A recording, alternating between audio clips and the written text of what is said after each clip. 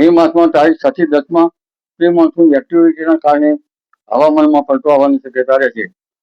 ત્યારબાદ તારીખ 11 મે થી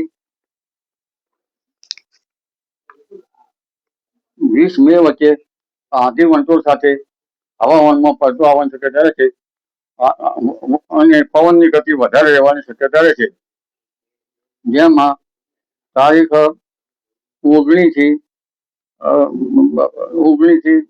20 અને કોઈ ભાગમાં 22 મે સુધીમાં આંધી વંટોળ સાથે વરસાદ થવાની શક્યતા રહેશે. આરબ દેશની કાળી આંધી થઈ જવાની શક્યતા રહેશે. તારીખ 23 આસપાસ દરિયામાં ઊંચા મોજા ઉતરે અને પવનની ગતિ વધારે રહેવાની શક્યતા રહેશે. 23મી તારીખે હવામાનમાં એકાએક પલટો આવવાની શક્યતા રહેશે. તારીખ લગભગ 25 મે થી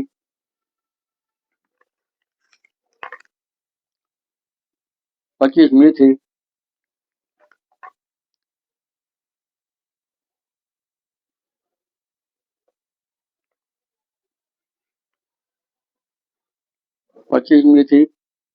4 જૂન વચ્ચે કોઈ ભાગમાં વરસાદ થવાની શક્યતા રહેશે પ્રી મોન્સૂન એક્ટિવિટીનો.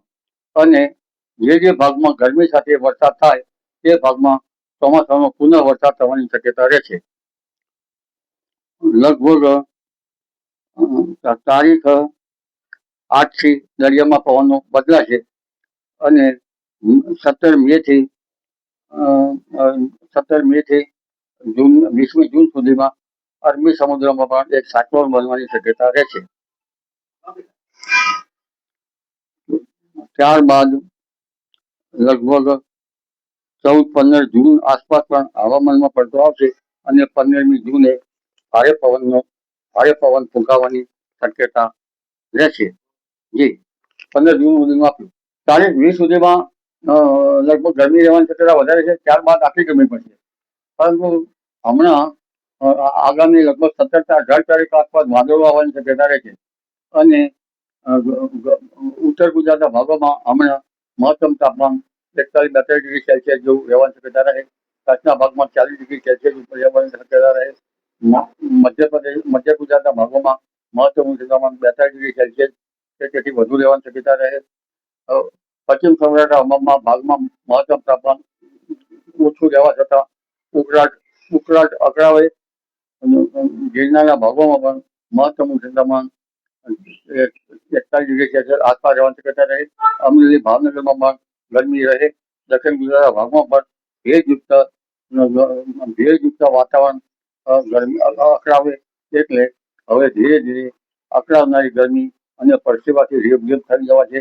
ત્યારે જનધને લગભગ ડિહાઇડ્રેશન ન થાય તેની કાળજી રાખવી. તારીખ 20મી આસપાસ એક પ્રી મોન્સૂન એક્ટિવિટીનો વરસાદ થવાની શક્યતા છે. જેમાં અરવલ્લી સાબરકાંઠાના ભાગો, ઉત્તર ગુજરાતના ભાગો અને દક્ષિણ પૂર્વીય ભાગોમાં ગુજરાતના અસર થવાની શક્યતા રહે છે. વરસાદ ગાજવી સાથે અલગ અલગ ભાગોમાં થવાની શક્યતા રહે છે. પવનની ગતિ સામાન્ય પવનની ગતિ 15-17 કિલોમીટરની અને મહત્તમ પવનની ગતિ લગભગ 40 કિલોમીટર અને કોઈ ભાગમાં 50 કિલોમીટરની થઈ શકવાની શક્યતા રહે છે. પરંતુ મે માસમાં પવનની ગતિ વધારે છે. મે માસની શરૂઆતમાં અરબ સાગરમાં હલચલ જોવા મળશે અને બંગાળ ઉપસાગરમાં પણ તારીખ 17 મે થી જૂનની શરૂઆતમાં સિવિયર સાયક્લોન થવાની શક્યતા રહે છે.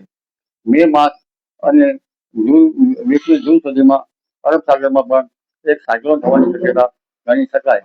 જેનો માર્ગ ઓમાન તરફ હોય તો હરકત ઓછી આવી શકે.